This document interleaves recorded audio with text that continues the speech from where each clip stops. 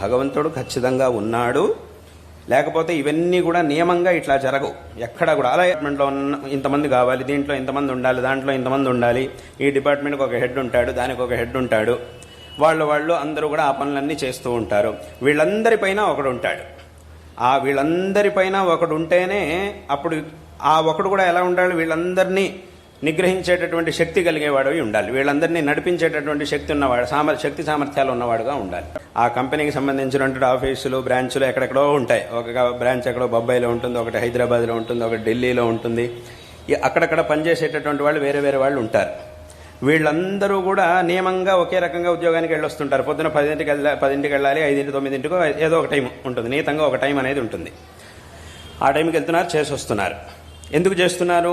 వీడిపైన ఒక అధికారి ఉన్నాడు, వాడిపైన ఒక అధికారి ఉన్నాడు, ఇలా అందరికంటే పైన ఒక అధికారి ఉన్నాడు.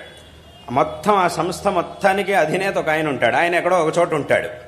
ఆయన్ని ఈ సంస్థలో పనిచేసేవాళ్ళు ఎప్పుడు చూడలేదు. ఇప్పటి వరకు 10 ఏళ్ళ నుంచి పనిచేస్తున్నా కూడా ఏదో ఆయన గురించి విన్నాడే తప్ప ఆయన ప్రత్యక్షంగా చూసింది లేదు.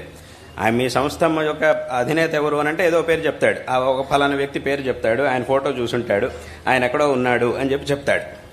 కానీ వీడిక్కడ నియమంగా పనిచేస్తున్నాడు అని అంటే దానికి ఆయనే కారణం.